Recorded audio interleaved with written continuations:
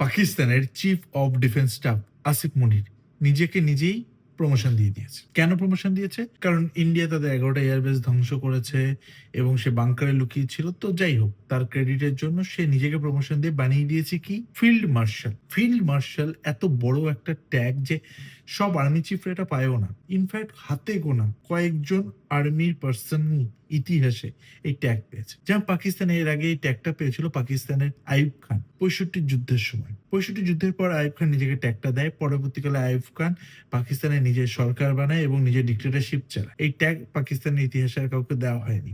In fact পাকিস্তানে পারভেজ মুশারফের এই tag দেওয়া হয়নি। আসিফ মুনির নিজেকে নিজেই এই ট্যাগ দিয়ে দিয়েছে। কেন দিয়েছে এই ট্যাগ? আসিফ মুনির মনে করেছে যে সে ইন্ডিয়ার এগেনস্টে অপারেশন বুয়েন সামথিং কিছু একটা ছিল, সেটা লঞ্চ করে বিশাল কিছু করে ফেলেছে, যার কোনো এভিডেন্সও নেই। ইন্ডিয়া যখন পাকিস্তানে ১১টা এয়ারবেস নষ্ট করছে, বিশেষ করে যখন নূর খা এয়ারবেসে অ্যাটাক করে, আসিফ মুনির বাংকারে লুকিয়েছিল। সে আসিফ মুনির নিজেকে নিজে প্রমোশন দিয়ে নিজেকে নিজে সম্মানিত করছে। এবার ১১টা যে আমরা এয়ারবেস ধ্বংস করছি তার প্রত্যেকটার এইচডি কোয়ালিটি স্যাটেলাইট ইমেজ আছে। পাকিস্তান ইন্ডিয়াতে যে অ্যাটাক করেছে, ইন্ডিয়াতে যে তার অপারেশন সাকসেসফুল করেছে, তার একটা স্যাটেলাইট ইমেজ, কোন ইমেজ জনগণকে বোঝানোর জন্য, তাদের রেলেভেন্স রাখার জন্য জাস্ট এটা একটা মার্কেটিং এর মতো করে ফেলেছে। এবং ইন্ডিয়াতে ফিল্ড মার্শাল কে কে পেয়েছিল? ইন্ডিয়াতে ফিল্ড মার্শাল পেয়েছিল ফিল্ড মার্শাল মানিক শ। তার ইতিহাস সবাই জানে এবং উনি ৭১-এর যুদ্ধে তার অবদান এবং মানিক শয়ের পার্সোনালিটি এবং তার কন্ট্রিবিউশন, তার জন্য মানিক শকে দেওয়া হয়েছিল।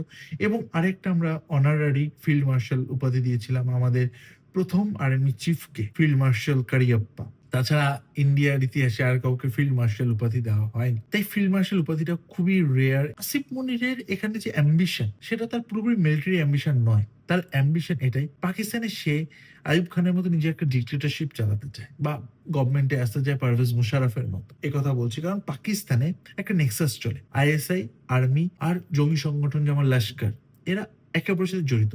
রিসেন্টলি লস্করে যখন জঙ্গিরা মারা যায়, শেষ যাত্রায় আর্মিদের উপস্থিতি দেখে এটা ক্লিয়ার হয়েছে আর্মি আর টেরোরিস্ট ওই দেশে এক, এবং এই তিনটা মিলি সেই দেশকে চালনা করে।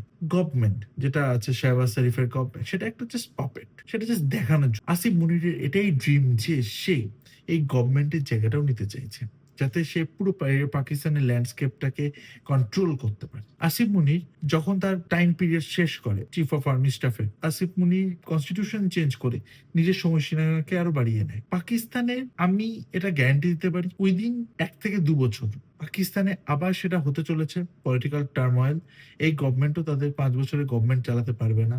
যদি সেটা কেউ করে, সেটা আসিফ মুনিরই করবে, এটা আমি লিখে দিতে পারি। এবং আইএসআই, আসিফ মুনির এবং জঙ্গি সংগঠন মিলে পাকিস্তানে আবার সেটা একটা সিচুয়েশন তৈরি হবে এমন, সেখানে ডিক্টেটরশিপের মতো হবে। এবার তাতে ইন্ডিয়ার জন্য কি থাকছে? যেহেতু আসিফ মুনির এবং জঙ্গিদের খুব ভালো সম্পর্ক, তাই ইন্ডিয়ার জন্য রিস্কও থাকছে। যেমন পেহেলগাম অ্যাটাক, এটা পুরোপুরি আসিফ মুনির মাস্টার মাইন্ড। আসিফ মুনির জঙ্গি সংগঠন দিয়ে কাজটা করিয়েছে। ইন্ডিয়া এটা বুঝতেই পেরেছে যে ইন ফিউচার আসিফ মুনিরের হাতে যদি ক্ষমতা আসে, আসিফ মুনির এগুলো আবার ঘটাবে। তাই জন্য প্রধানমন্ত্রী নরেন্দ্র মোদী একটা ইম্পর্টেন্ট কথা বলেছিল, নেক্সট টেরর অ্যাটাক হবে অ্যাক্ট অফ ওয়ার। আমরা আলাদা করে দেখবো না কে আর্মি কে জঙ্গি। যদি জঙ্গি অ্যাটাক হয়, আমরা সেটাকে ধরবো যে পাকিস্তান আর্মি আমাদের অ্যাটাক করেছে এবং তা সেই হিসেবে আমরা রিটেলিয়েট করবো। এটা অ্যানাউন্স করা ইন্ডিয়ার জন্য খুব জরুরি ছিল এবং প্রধানমন্ত্রী নরেন্দ্র মোদী করেছে। তাই এটা দেখার যে পাকিস্তান ডেভেলপমেন্ট কিরকম থাকছে, এবং পাকিস্তান আমাদের জন্য খুবই ইম্পর্টেন্ট দেশ। কারণ হার যাই হোক, পাকিস্তানের পলিটিক্যাল সিচুয়েশন যাই দাঁড়ায়, তার ভুক্তভোগী কিন্তু হবে ইন্ডিয়াই। তো ইন্ডিয়ার এটা নিয়ে খুব সচেতন থাকা উচিত। আসিফ মুনির কি করতে চাইছে এবং কাদের সাথে মিলে করতে চাইছে, সে বিষয়ে আশা করি আমাদের সরকার নজরদারি করবে। আজকে ভিডিওটা এই পর্যন্তই, দেখা হবে পরের ভিডিওতে, সঙ্গে থাকবেন। নমস্কার।